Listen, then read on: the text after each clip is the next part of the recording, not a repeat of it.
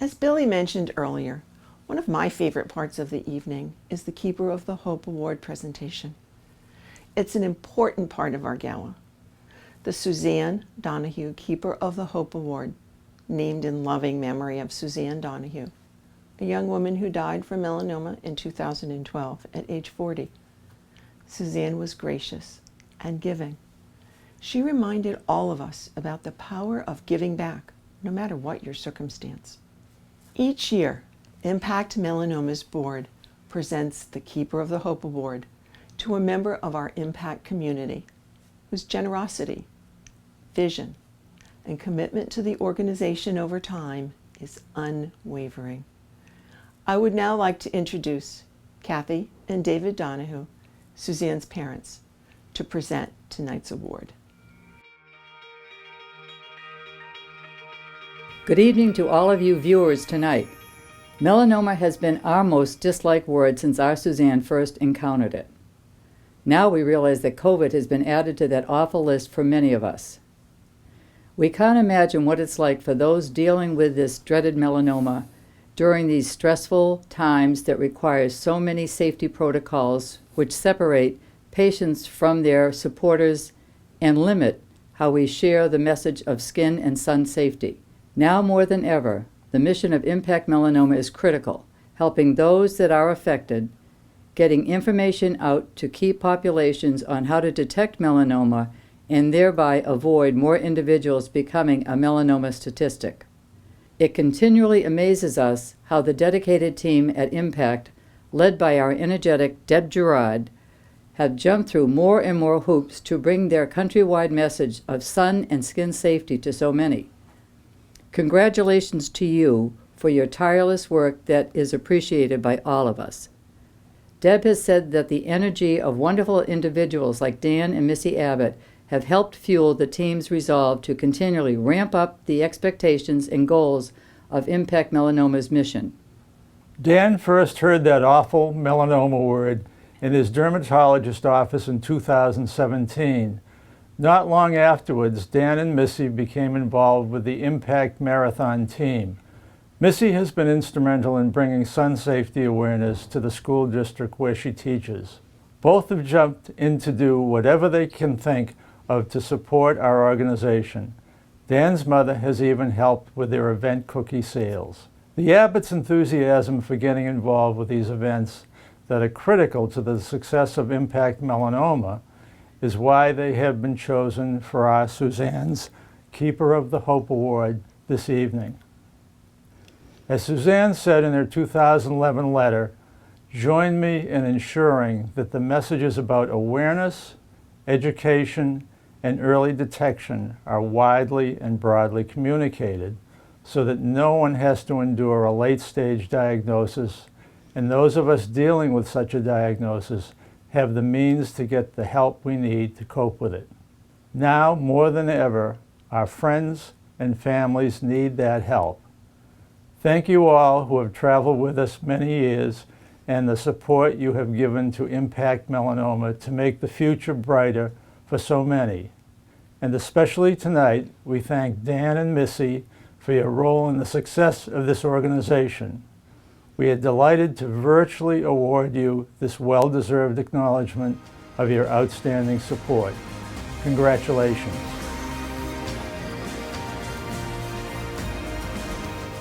Missy and I wanted to thank Impact Melanoma for this award. We're honored to be a part of this charity. Again, thank you so much. Hi, I'm Melissa Abbott. Hi, I'm Dan Abbott.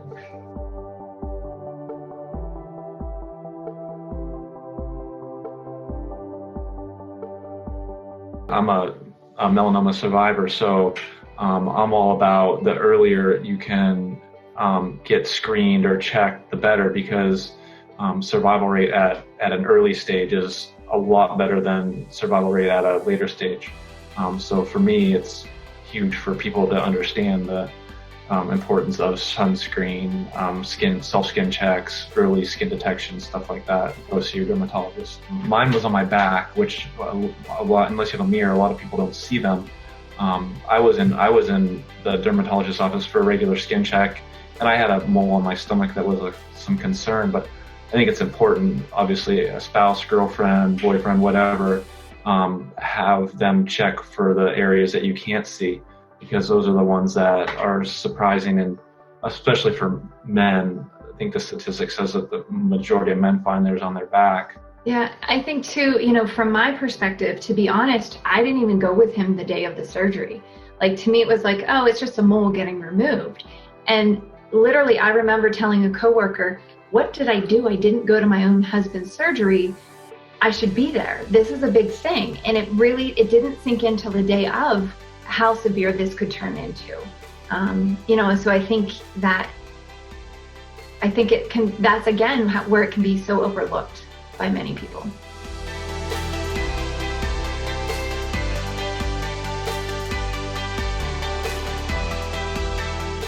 We haven't shared with our son about Dan's story, but we have shared with him about melanoma. We talk all the time to him about protecting our skin, and we need to wear a hat, and we need to wear the long sleeves at the beach and the rash guards and things like that. I think the best things for him is when we have events, he will hand out to people that come up to our table, he'll hand them the UV bracelet and he'll hand it to them and say, here you go. This is to remind you need to put your sunscreen on. And it turns purple to remind you of that. And he's 5 years old, and he knows and is already aware that this is something he needs to do. He'll remind grandmas and grandpas sometimes, I need to put my sunscreen on, so I think that he sees and already knows at such a young age the value and the importance of protecting his skin.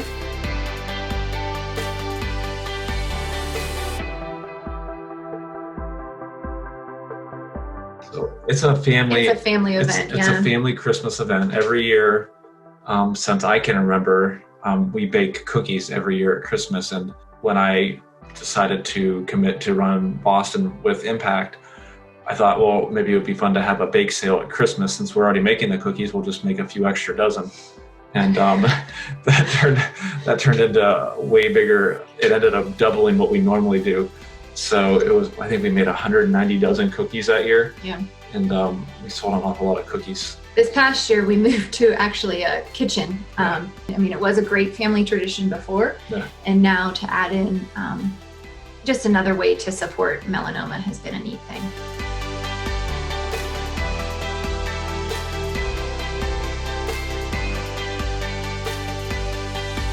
My passion, it still is running. I've always wanted to run Boston, and I am not quite fast enough to qualify, which probably is a good thing, because if I would have been or am fast enough, I might not have found Impact Melanoma. So it really turned into this thing where it's like, well, now I can tell people about it, and there's some good that will come of it, and hopefully other people. We know several people here in Pennsylvania, a couple of our close friends in town that just from posting, they've gone to see their dermatologist to get skin checks. I golf with a gentleman who had stage 4 melanoma, and he's actually doing very well now. And he did immunotherapy, which is kind of a newer treatment. And he's out golfing again and doing, as far as I can tell, doing well, which is exciting.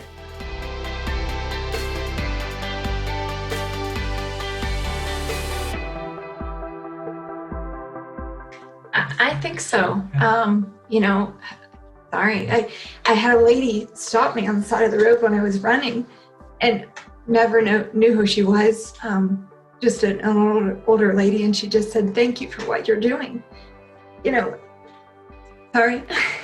I think that tells me that we've made a little bit of impact. Mm-hmm.